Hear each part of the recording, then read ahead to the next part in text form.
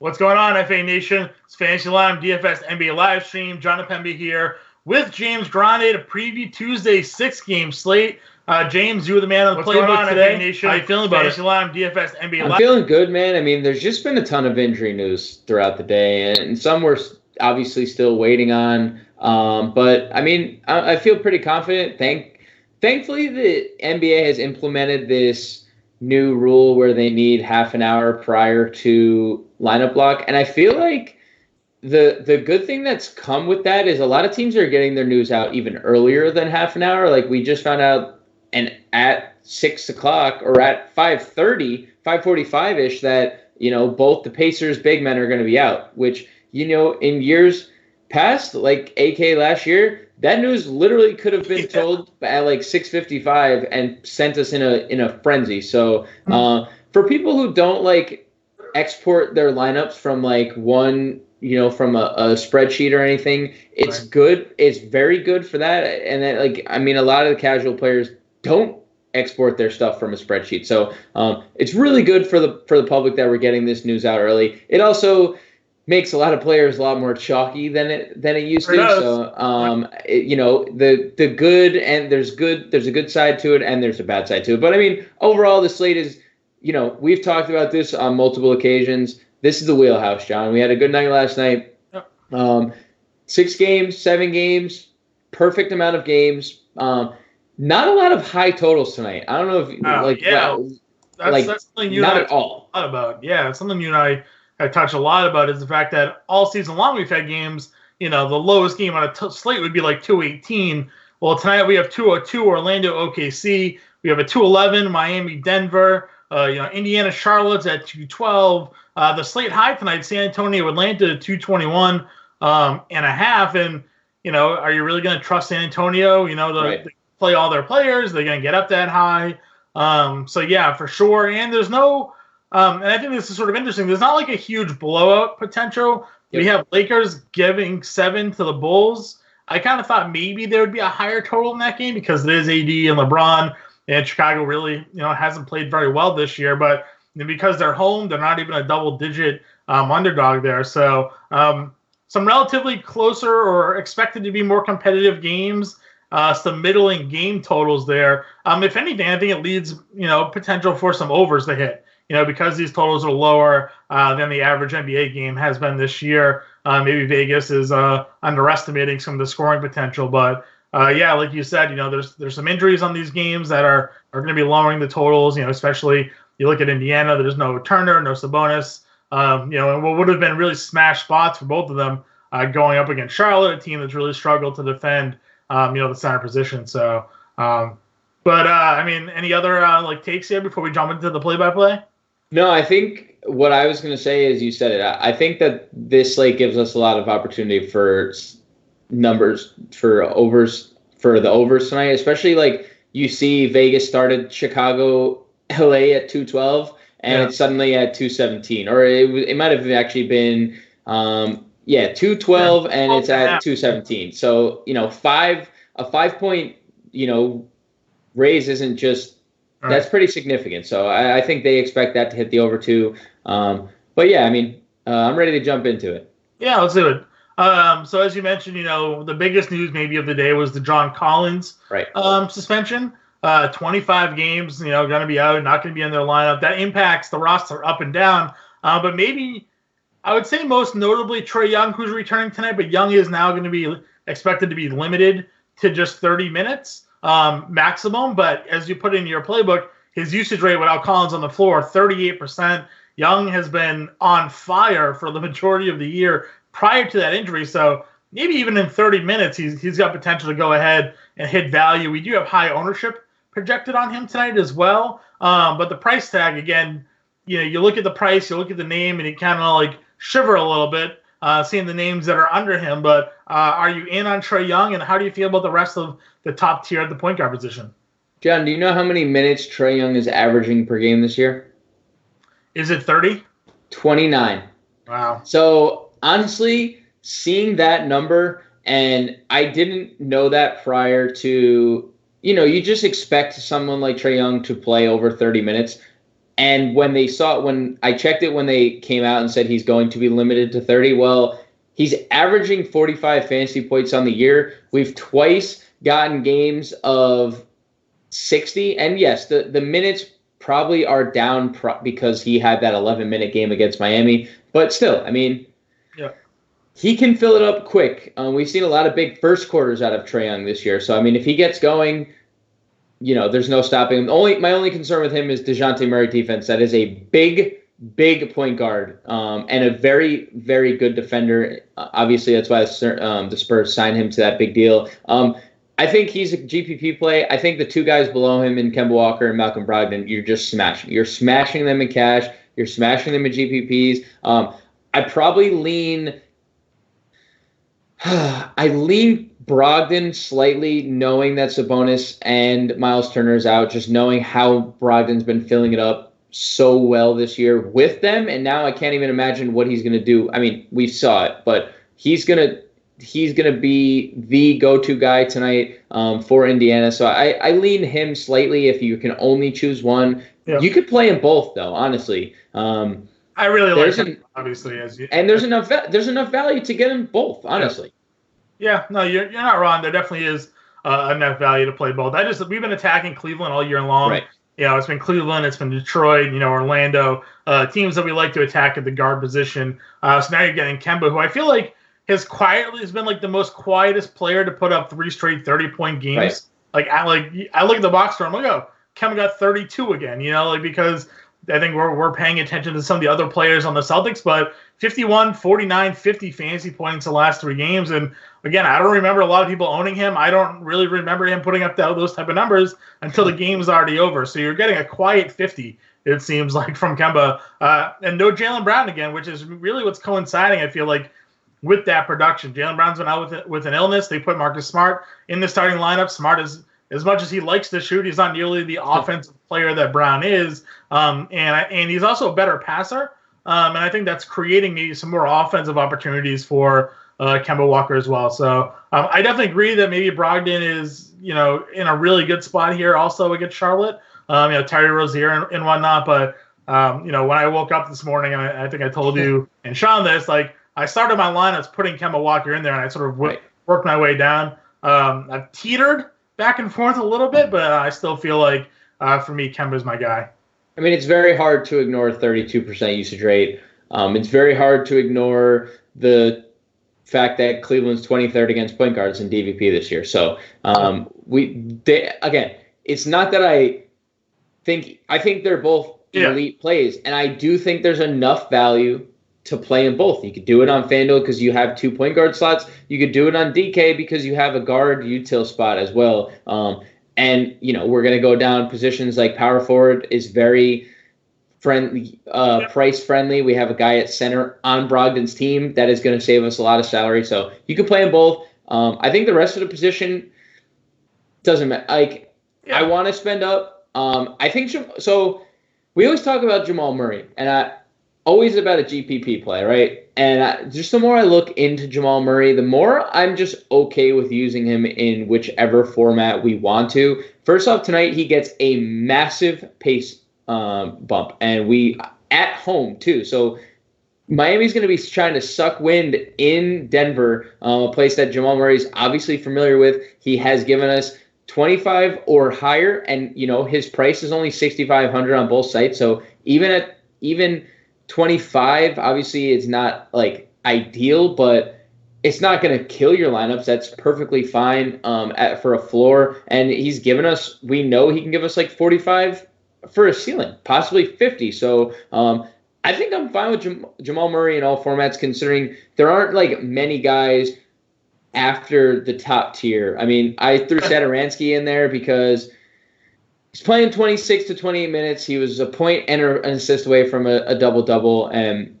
the Lakers are much improved defensively. I actually, they're number 1 defensively in the league in terms of defensive rating, but there is no Avery Bradley today. So that could leave Satoransky for some open shots. And plus that growing total, that's the only other value. So I like Murray, Satoransky, fine for value. But other than that, I got one other potential value is if Derek White is ruled out, and this is actually Sean Mitchell throwaway there. I think it was Sean in our chat. He put Patty Mills on the table as a potential option because Murray is still limited to like 23 or so minutes.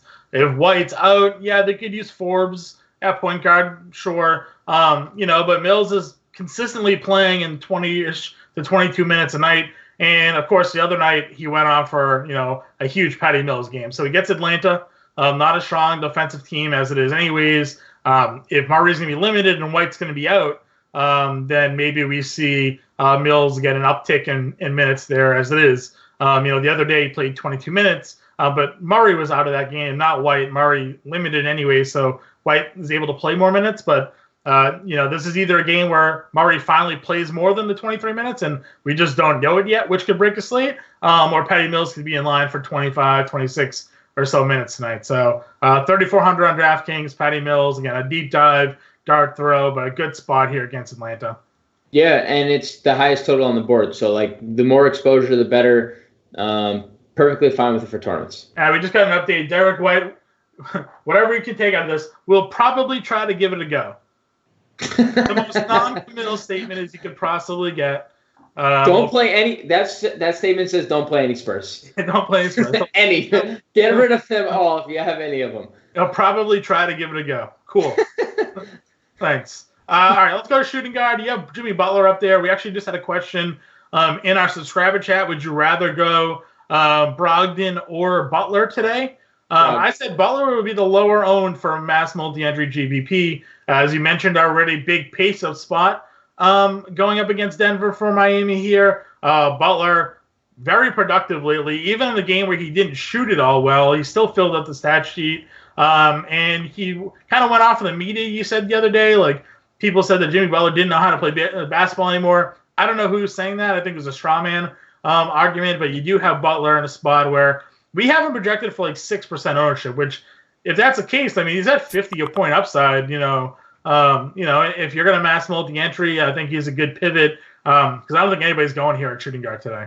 Well, yeah, because there are specific guys that everyone's going to spend up. Everyone's going to spend up on the Lakers guys. Everyone's going to play Kemba. Everyone's going to probably try to jam Kevin Love into one of their lineups. There's Spurs that are not cheap that we like. Hawks are in the highest total, and they have Trey Young. So, I agree. I think it's a complete GPP play. I will say, you said the Heat are playing way down in pace. Denver's 29th, Miami's 5th. So we do get far less possessions from Miami here. But again, Jimmy's someone who can maximize what he does on the floor, considering he's a guy we've seen average 22, 5, and 5 and with 2 steals. So we know the upside is there. 8,100 is a really good price tag on DK. I don't suspect that stays there for very long. That's a big point that we try to talk about too, is targeting these prices. So we'll talk about another one as we get to small forward. But Butler at 8,100, you're right, is just a little bit too cheap. Yeah, I would say probably the chalkier plays at shooting guard over Butler, the guys that everyone's going to be in on in cash and probably tournaments too. DeRozan, even though we just said don't play Spurs, we were obviously kidding, kind of. It's Atlanta, right? So kind of. I had to throw the kind of in there still because it's still pop. Luckily, they're not on a back-to-back. DeRozan, really good price tag. I do think DeJounte's taken away from him.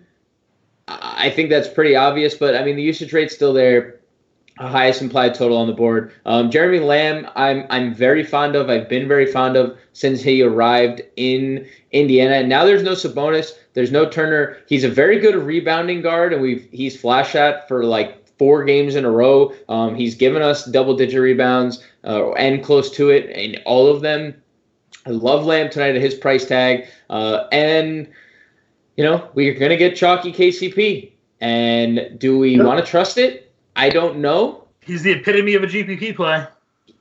But it's unfortunate because I think he's cash viable tonight considering his price tag. We are really, really, really not asking for much. And I know. I see it. I don't even have to look at you to know what's happening. I am. But I don't have to know that you are just you're You're cursing me out under your breath, telling me I know better, and I do know better, and I'm going to do it. I'm going to play KCP in all formats tonight, but I think the contrarian pivot, also for cash games, Kevin Huerter could play up to 35 minutes. Will he? Who knows? He's not starting, but he could play up to 35 minutes. I mean, this is a player who played heavy minutes and was very productive for the Hawks, and he's 4,100 across the industry. I love Kevin Huerter tonight. I think he's a nice pivot. I think Danny Green, who I think everyone's going to play KCP.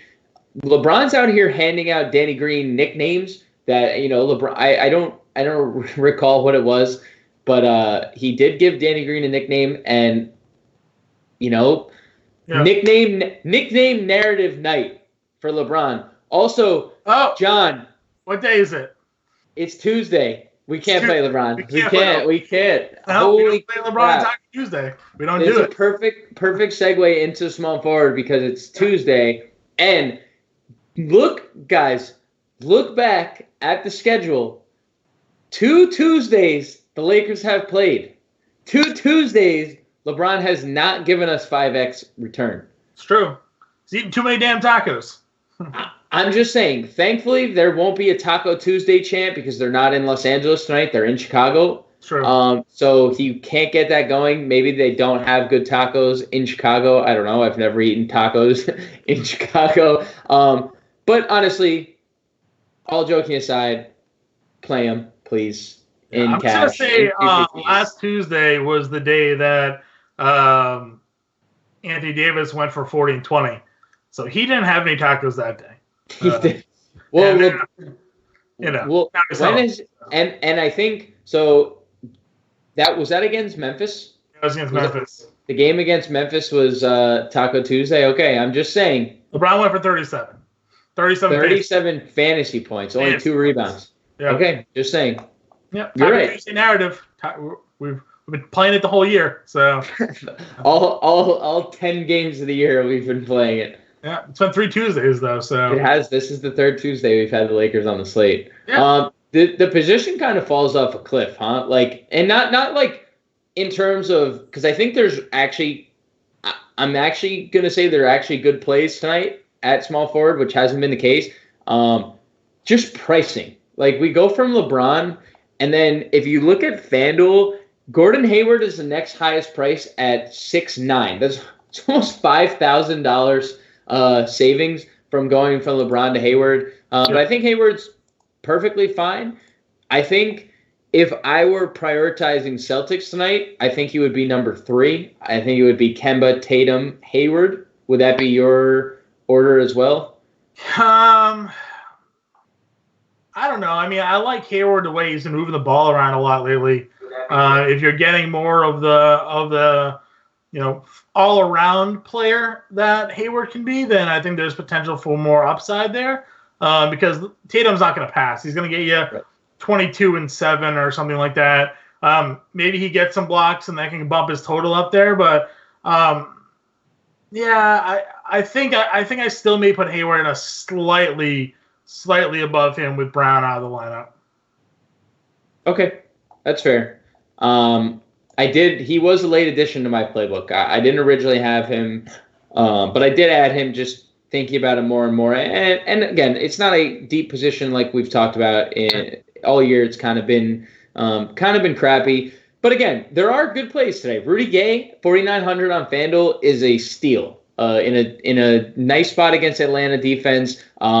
He's gone for 23.7 fantasy points or more in 5 of his 6 games. That gets us there at 4.9 every day of the week. Hawks are 22nd against small forward. And he plays a lot of power forward, which means a lot of Jabari defense, John. Jabari Parker defense is something that we've loved to attack his whole career. Obviously not going to stop now. So I love Rudy Gay. I think John Isaac we've talked about. I think the only problem with that game in general, 202. Like, I know it's only a 6-game slate, but I think we can avoid it. I don't think we need to jam players from that game into our lineups, considering it's a 202 slate. If you want to be different, want to be contrarian, I think Isaac's fine. I think TJ Warren is in a really good spot. I think he's in line for an uptick in rebounds. The rebounds haven't been there, and he's a better rebounder than 3 per game. We saw him play 37 minutes and shoot the lights out of the basketball. 16 shot attempts is really nice. So I think Warren's a really good play. And I liked Bembry. I've kind of taken a step back. Yeah. The minutes for Porter, I think, is going to. Yes. The minutes for Porter is, yeah. And I was kind of like toying with the thought that they, like, as much as we wanted Jabari to be their starting power forward, the Spurs kind of play smaller with Trey Lyles and Rudy Gay a lot of the times playing power forward. It's like 6'9", 6'8". So, like, my thought was maybe they do start Bembry as a smaller power forward because Rudy Gay is going to play so many minutes, and Jabari, maybe they just want that punch off the bench with Jabari, stagger him and Trey Young. But since Jabari's starting, I don't have much interest in DeAndre Bembry. Yeah, that's fair. I definitely agree with you. And like you said, it's not that Bembry's not going to have a role there because he's going to spell, Hunter. He can spell Reddish. He can spell Parker at power forward if they want to go small there. He can even play a little bit point guard. So, like, there'll be minutes for him. But, yeah, it's not the dedicated role that he had before everybody came back or we got their minutes bumped. So, I agree with you. Power forward, obviously, Anthony Davis, coming back home. We talked about his upside there. Chicago, one of the worst rebounding teams in the NBA. The absolute worst team in the NBA. So we don't need to tell you to play Anthony Davis on the slate. He's I think he's the highest priced player on both sites. I'm pretty sure that's the case. So I mean, he's good. Play him, put him in your lineup. It's a small slate. He's gonna have high ownership. You don't want to miss out if he goes for 80 again. Below them, you have Kevin Love, you have Jason Tatum, Aldridge, Millsap, kind of running down the gauntlet there. I'm big on Kevin Love tonight. I think that he works in perfectly against Boston. They can't really rebound. Their center position tonight is going to be the foul-happy Robert Williams. It's going to be Daniel Tice, who's a little bit undersized, more of a stretch five. So I think Love is in a really good spot here, to produce, and I think that's where I have him listed as my center. I know that he does play power forward, but I mean, he's still going to go down low on the defensive end. He's going to get a lot of rebounds. Tatum being more athletic, I don't think he's going to be able to get the body position likely on Love to get those boards. So I think Love's in a good spot here to get another double-double. Had a ton of points the other night. I think he had like 28 points, but I think it was like 7 or 8 rebounds. It was one of the first games. Maybe the second game all year he didn't have the first. Yeah, so I'm expecting him to bounce back. So Love for me, I think, is a really strong play. It's funny how the top 2 price power forwards get the bottom 2 rebounding teams. Boston's 29th against Love, and Davis gets Chicago, who's 30th. So, like, you can smash either of them. Obviously, Love is an elite pivot. Yeah. I think the Tatum-Love matchup is going to be so interesting because Love can dominate Tatum, I think, on the low block and eat him up on the offensive glass. But Tatum's just too fast for Love, like foot speed. I mean, we've seen Kevin Love be a pretty poor defender for quite some time now. It's not like just because he's healthy, he's going to be any better. I mean, he just hasn't been a good defender. That's just what it is. I think Tatum's going to be able to exploit him a lot tonight. And we love the usage rate. I think the price tag is really fair considering the usage that he gets, especially with Jaylen Brown off the floor. So I love that matchup in general. I think power forward is maybe the strongest position tonight overall.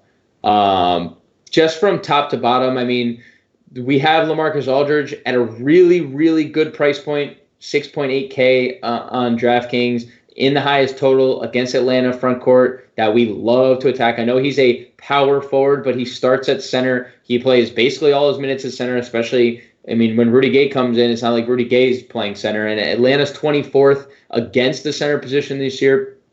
I love Paul Millsap at home. I hope that ownership stays below 5% because I will smash that all day long, especially considering it's a big pace-up spot. Myers Leonard, or a skinny Justice Winslow / Derrick Jones Jr., who are both expected to play tonight. So I like the matchup for Millsap. And then, Jabari's going to be the chalk. Jabari's going to be the chalk. Daniel Tice is going to be the chalk. Who I think is perfectly fine. I wrote up top. I broke down some injury situations that I'm not going to write up every player and say in case this player is going to play, but I just broke down the injury situations. So we have no Sabonis. You could play Leaf if you want. He's not starting. Jakar Sampson is starting at power forward. So, both are GPP options. And Daniel Tice, projected to be highly owned. I'm not loving him on DK. I think I like him more on FanDuel, where you can double punt power forward, get LeBron, and you can spend up at the point guard position. But I think this power forward position is really interesting. And I want to get your take on this, John. I don't know if you saw, I had another late addition to the power forward position. And I asked you in one of our chats, what are your thoughts on Kyle Kuzma getting 26 minutes tonight at 4K against the lifeless Bulls? I mean, they're a bad defensive team. And I'm not saying, obviously it's a different Kuzma because it's a different situation considering Anthony Davis is there and considering Dwight Howard's there. But 26 minutes at 4K for a guy that averaged 18 points per game last year, 6 rebounds. I mean, for GPPs, I don't think it's the craziest idea. On FanDuel, you can do it because, like you said, he's 5,100 on DraftKings. Yeah, you don't play. It's a FanDuel specific play for 4K. I mean, we're looking for 20, and he's been bad. He's been bad. He hasn't shot. It's 2 for 7 and 2 for 8. Right. So, but I do like that he's getting 7 shots in 20 minutes, 8 shots in 20 minutes. If you think he plays another 6 or 7 minutes, then he could get another 3 or 4 shots, and now he's in 10 plus, and maybe he starts hitting him against a worse defense. So I don't hate it on DraftKings, on FanDuel rather, for sure. DraftKings, I'm going to let somebody else probably go ahead and take that. Okay, that's fair. Let's finish it up at center. All right. You have Joker around there. I'm not going it. I know it's a pace-up spot, but he just doesn't pay off the price tag. I mean, you just look at the fantasy production. He's given us 30 and 35, 40 fantasy points at 9K, 9,500. So I'm out. I'm not doing that one. Adams is going to play, probable to play. I think it was the most recent update. So yeah, he's in. He's in. So I don't know how you feel about Vucevic now with Adams there. Obviously a tougher matchup for him. I know you were high on him if he sat. Are you still on Vucevic now that he's playing? I know your playbook literally says if Adams sits, it's rock solid. But now that he's in, you're out. Yeah, I'm out. I do not mess with Steven Adams. I mean, he's a samurai warrior. I don't mess with that guy. I don't. I think center is very easy. I think it's become very easy. You can spend up on Vuk in tournaments because his price tag is dropping and it's in a pace-up spot, and we know he does have 70-point upside. I think you could play Tristan Thompson. I think that is a perfectly good play against Boston. I don't think your Celtics can handle him on the glass. I think him and Kevin Love can eat tonight. And I think you now play Goga because Goga is at 4K, 5,300. And I think on the flip side of that game, you play Cody Zeller because Cody Zeller has been really good for the exception of one game and now doesn't have to deal with the shot blocking Miles Turner or Domantas Sabonis on the block. So I think the center has been simplified. You don't play Vuk.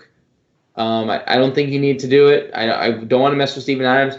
I don't think you need to mess with Steven Adams either because that game total is 202. So I think you play Goga, you spend up on Joker in tournaments, you play Thompson, you can play Zeller. Yep, I like it. Did you mention Dwight? Did I miss you talking about Dwight? I didn't mention Dwight, and that's fine. Dwight's fine because it's the Bulls and they can't rebound. But that's how I look at it. I mean, $5,100 on DraftKings, not the worst. He doesn't need a lot of minutes to block shots and get rebounds. So it probably depends. It probably depends on how much Laker exposure you have because you're probably playing LeBron and or Anthony Davis in. If you're an MME player, you probably have a lot of exposure to LeBron, Davis, Caldwell Pope. So, depends on your roster builds. Derek White's going to play. Last update before we sign off. So. He's probably kind of going to play. Okay. Yeah, now it says he's going to play. So, still probably kind of.